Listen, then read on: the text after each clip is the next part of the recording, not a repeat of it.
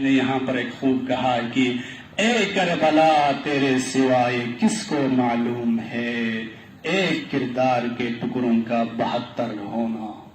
یعنی کیا مطلب؟ یعنی حسین ابن علی علیہ السلام کا جو پیغام ہے وہ جتنے بھی اصحاب نے سن 61 ہجری میں پہنچائے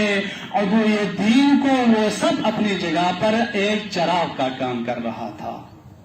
ہر ایک اپنی جگہ پر ایک ہدایت کا کام کر رہا تھا. ہدایت کے مقابلے میں اگر ہم دیکھیں تو علماء کرام کی مجلس سے میں زیادہ اس کی وضاحت نہیں کروں گا. چراغ ہدایت ہے، یعنی مطلب ہمیشہ جہاں پر ہدایت ہوگی اس کے مد مقابل میں گمراہی ضرور ہوگی، تاریکی ضرور ہوگی. جہاں پر نور ہوگا، جہاں پر روشنی ہوگی اس کے مقابل میں تاریکی و ظلمت ضرور ہوگی. جس طرح آج ہمارے لیے ایک اندھیرے میں،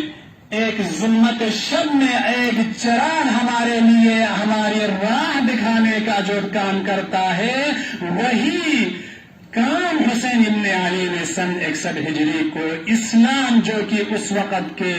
باطل ظلمتوں کے لپیٹ میں آیا ہوا تھا، اسلام ایک بقائے جدید کا تقاضا کر رہا تھا، اس وقت ان ظلمتوں سے نکال کر حسین علیہ السلام نے اسلام کو جس ہدایت و نور کی طرف لے گیا، اسی وجہ سے حسین چراغ ہدایت تھے. حسین علیہ السلام کشتی نجات ہے، یعنی مطلب اس میں کوئی فرق نہیں، چاہے اس دور کے مسلمان ہوں، اس دور کے گمراہ لوگ ہوں یا آج کے گمراہ لوگ ہوں. جو حسین کو اس وقت ملتا گیا، حسین نے ان کے ہاتھ تھاما اور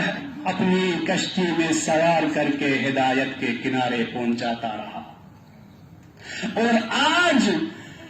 ہم بھی کردار حسینی اپنا کر اقوال حسینی اور گفتار حسینی کو لے کر آج کل کے معاشرے میں باطل افعال کی جو ظلمتیں ہیں، اگر ہم اس کو مٹانے کے لیے نکلے،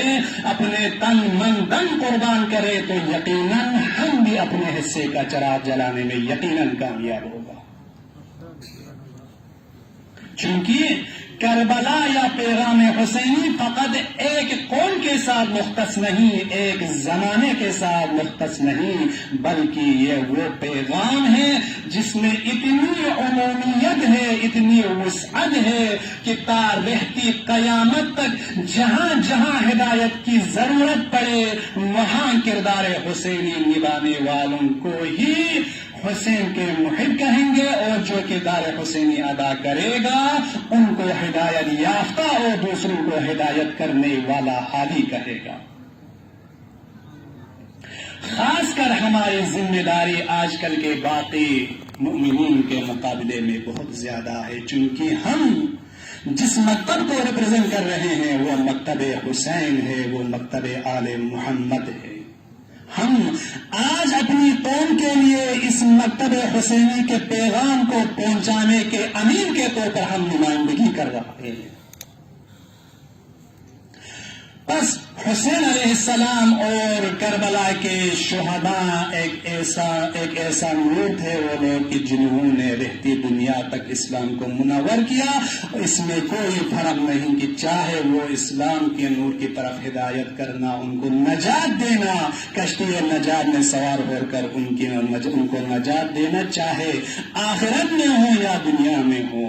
آخرت میں یقیناً جو بھی پیغام حسینی پر عمل کرے گا ان کو نجات ملے گی، چونکہ یہ وعدہ ہے حسین ابن علی کا. حسین ابن علی وہ عظیم شخصیت، وہ نور ہدایت کی جو کربلا کے میدان میں کھڑے ہو کر اپنے ساتھ آنے والے اصحاب کو یہ بتا دیا کہ آپ لوگ بھی اپنی جگہ ہدایت کے امین ہیں. اس لیے امام علیہ السلام نے مورخین میں امام علیہ السلام کے بعض خطبہ میں مورخین نے لکھا ہے، یہ جملہ ملتا ہے امام علیہ السلام نے میدان کربلا میں اپنے اصحاب سے مخاطب ہو کر اعجاز امامت سے ان کے وہ مقامات دکھا دیے کہ ان کو جنت کی بشارت دی اور فرمایا، انظروا ان هذه الجنة ازلفت لكم آؤ نظارہ کرو یہ وہ جنت ہے جو تمہارے لیے سجی گئی ہے، جو تمہارے لیے سجائی گئی ہے۔ آپ نے جو میرے ساتھ دیا ہے یعنی اسلام کو زندہ کرنے میں میری مدد کی ہے، اس کے مقابلے میں یہ جنت تمہارے لیے سجائی گئی ہے۔ اور دنیا میں بھی حسین ابن علی اپنے ساتھ دینے والوں کی ہدایت کرتا ہے۔ اگرچہ بعض لوگ ایسے نادان ہوتے ہیں کہ جن کو یہ معلوم نہیں ہوتا، وہ ولو کچھ لحظے کے لیے ہدایت پر ہوں، لیکن وہ بھی حسین ابن علی کے کسی نہ کسی یا ذکر کی وجہ سے یا ان کی محبت کی وجہ سے وہ ہدایت پر ہوتے ہیں، لیکن ان کو احساس نہیں ہوتا۔ وہ ہماری کوتاہی ہے، لیکن حسین ابن علی ہمیں نہیں بھولتے۔ جس طرح دنیا میں اسلام کو زندہ کر کے اسلام کے پیغامات کو باطل کے سامنے پہنچا کر باطل کی صفوں میں بیٹھے ہوئے لوگوں کو اسلام کی طرف لے آنے والوں کو روز آخرت جزا ملتی ہے، اسی طرح اس دنیا میں بھی حسین ابن علی اور آل محمد کے صدقے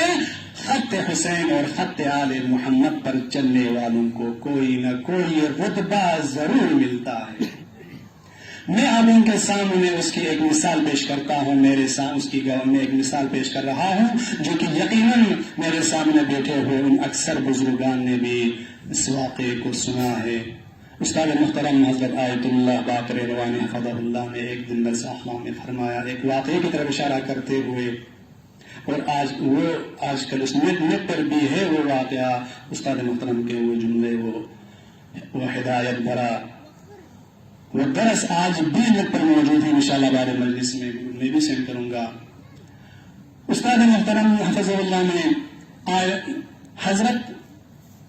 علامہ امینی سے نقل کرتے ہوئے ایک واقعے کو بیان کیا۔ اس واقعے کو میں اس لیے بیان کر رہا ہوں تاکہ ہمیں بھی پتہ چلے کہ حسین راہ ہدایت کا چراغ کس طرح سے ہے، چراغ ہدایت کس طرح لوگوں کو نصیب ہوتا ہے۔ آیت اللہ امینی نے الغدیر کے جز نمبر 3 میں جو جس طرح کی استاد محترم نے بیان کیا، اور میں نے خود آج یعنی نیٹ سے بھی میں نے مطالعہ کر کے جس واقعے کو میں نے پڑھا۔ موصل میں ایک بندہ رہتا تھا، اس کے والدین ناصری تھے۔ اس حد تک آل محمد سے بغض رکھتے تھے، ان کے ہاں اولاد ذکور نہیں تھی، بیٹا نہیں ہوا تو ایک دن اس کی ماں نے